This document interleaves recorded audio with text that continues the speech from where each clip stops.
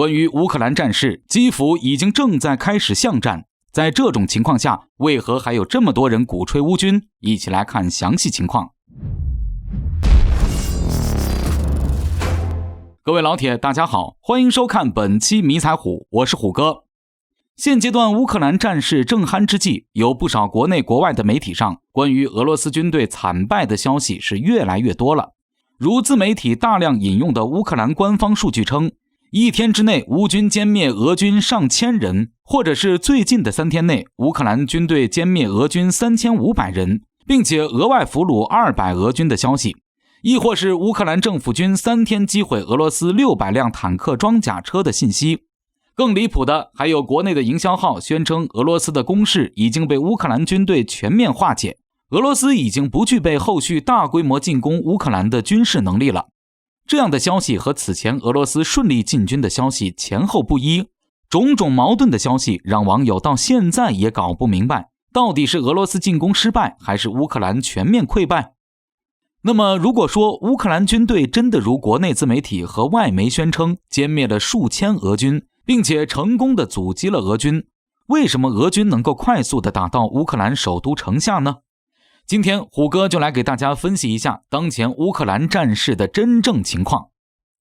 当前俄乌军的动向是，乌克兰军队正在和俄罗斯军队在其首都基辅附近进行激烈的巷战。这是自2月25号俄总统普京下令俄军停止前进之后，俄罗斯第2阶段的军事行动。此前俄罗斯曾经因为和乌克兰方面协商谈判，普京于25号下令停止俄军的前进，但是此举就被一些人认为是所谓的俄军进攻乏力和缺少补给的问题。不得不说，都2022年了，还有人认为俄军停止前进竟然是因为补给。建议先看看俄军当前的后勤保障水平再来说话吧。还有人称是因为俄罗斯遭到了乌克兰军队的沉重打击，因此进攻乏力。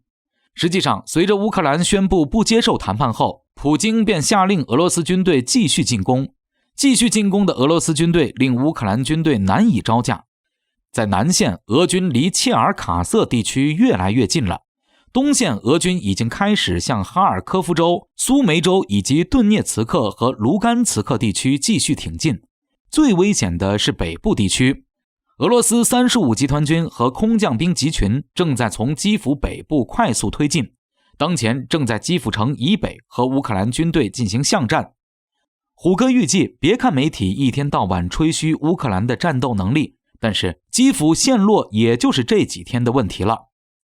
当前在基辅战区附近，根据核实的数据，俄军的35集团军下辖的64摩步旅和36集团军的分部在基辅东北地区和乌军作战，而基辅的西北则由俄军空降兵集群 VDV 下辖的第11近卫空中突击旅、第31近卫空中突击旅、第76近卫空中突击师快速推进中。乌克兰的兵力就显得更寒酸了。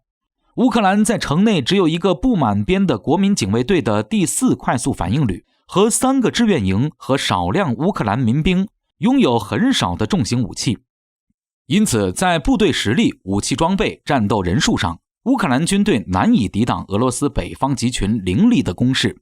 如果基辅陷落后，俄军便可布防第聂伯河后向南挺进和22军团会合。一旦会合成功，那么东乌地区将针对乌克兰军队形成一个超大号饺子，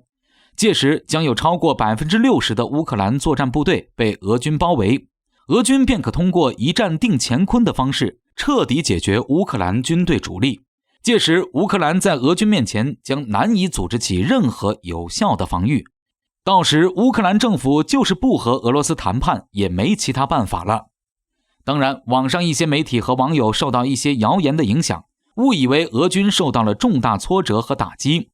实际上，乌克兰对于俄军确实造成了一定的伤亡，但是显然没有乌克兰外宣的那么夸张，主要是因为北约提供的先进的标枪、毒刺导弹所致。不过从此事的另一方面，我们也应该看到，乌克兰军方和政府官方为了掩盖自身作战不利、节节败退的事实，便开始大规模编造关于俄罗斯军队作战计划破灭、被乌克兰军队打击严重的议题。诚然，这种谣言可以一时提升国家的凝聚力和振奋民心军心的士气，但是随着俄罗斯军队的快速推进，这些谣言总是要被事实一个个戳破的。到时候谣言造成对国内民心士气和乌克兰政府的公信力打击，还要乌克兰方面自己去承受。